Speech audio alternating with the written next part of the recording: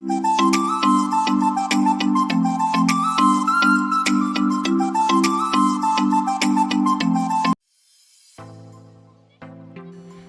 Friends, എല്ലാവർക്കും ഇന്നത്തെ പുതിയ വീഡിയോയിലേക്ക് സ്വാഗതം. ഇന്ന് നല്ല ക്രിസ്പി ആയിട്ടുള്ള ചിക്കൻ പക്കോടയുടെ റെസിപ്പിയാണ്. നല്ല സ്പൈസി ആയിട്ടുള്ള ചിക്കൻ പക്കോടയാണ്. നമുക്ക് റെസിപ്പിയിലേക്ക് പോകാം. അതിനു മുമ്പ് നിങ്ങൾ എൻ്റെ ചാനൽ ആദ്യമായിട്ട് കാണുകയാണെങ്കിൽ ഒന്ന് സബ്സ്ക്രൈബ് ചെയ്തേക്കണേ. ഞാനിവിടെ 1/4 കിലോ ചിക്കൻ ബോൺസ് എല്ലാം റിമൂവ് ചെയ്ത് വൃത്തിയാക്കി വെച്ചിട്ടുണ്ട്. ഇനി നമുക്കിതിലേക്കുള്ള ഇൻഗ്രീഡിയൻസ് പറയാം. 2 ടീസ്പൂൺ കടലപ്പൊടി, 2 ടീസ്പൂൺ കോൺഫ്ലവർ, നല്ല ക്രിസ്പിയായി കിട്ടാൻ വേണ്ടിയിട്ട് 1 ടീസ്പൂൺ അരിപ്പൊടി, 1/4 ടീസ്പൂൺ മഞ്ഞൾപ്പൊടി, 1 ടീസ്പൂൺ കാശ്മീരി മുളക് പൊടി, ആവശ്യത്തിന് ഉപ്പ്, 1/4 ടീസ്പൂൺ ഗരം മസാല, 1/4 ടീസ്പൂൺ വലിയ ജീരകം പൊടിച്ചെടുത്തത്. ഇനി ഇതിലേക്ക് ഒരു ചെറിയ സവാള പൊടിയായി അരിഞ്ഞ് ചേർത്ത് കൊടുക്കണം.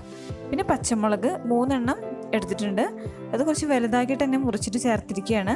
പിന്നെ 1 ടീസ്പൂൺ ഇഞ്ചി വെളുത്തുള്ളി പേസ്റ്റ്, പിന്നെ ആവശ്യത്തിന് മല്ലിയിലയും കറിവേപ്പിലയും ചെറുതായി അരിഞ്ഞ് ചേർത്ത് കൊടുക്കാം.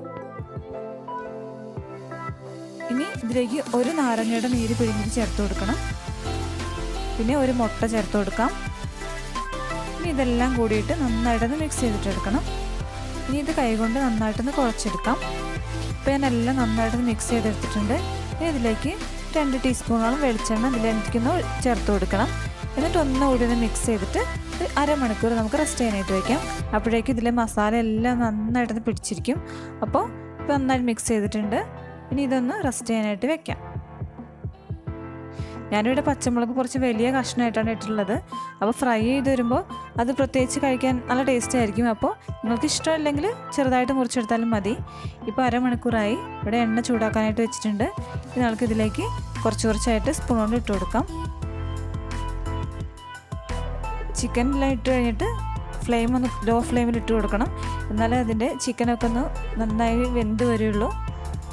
ഇനി ഇതൊന്ന് അടച്ചു വെച്ച് ഒന്ന് കുക്ക് ചെയ്യണം.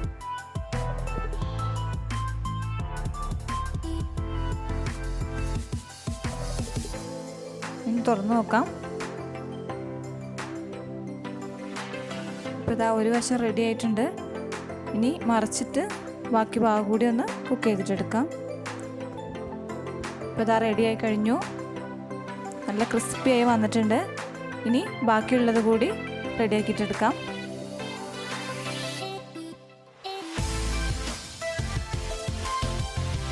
ഇപ്പോൾ ഇതാ നമ്മുടെ ചിക്കൻ പക്കോട എല്ലാം റെഡിയായി. ഇത് സൂപ്പർ ടേസ്റ്റാണ്.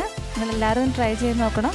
ഇത് കഴിക്കുമ്പോൾ നാരങ്ങയുടെ നീര് ഒന്നുകൂടി പിഴിഞ്ഞിട്ട് കഴിക്കുമ്പോൾ കുറച്ചുകൂടി ടേസ്റ്റ് കൂടും. അപ്പോൾ നിങ്ങളെല്ലാവരും ട്രൈ ചെയ്യാൻ മറക്കരുതല്ലോ. നിങ്ങൾ ട്രൈ ചെയ്ത് നോക്കിയിട്ട് നിങ്ങളുടെ വിലയേറിയ കമൻറ്റ്സ് അറിയിക്കാൻ മറക്കരുത്. ഇനിയും നല്ല വീഡിയോസുമായി നമുക്ക് വീണ്ടും കാണാം. അതുവരേക്കും good bye. Thanks for watching.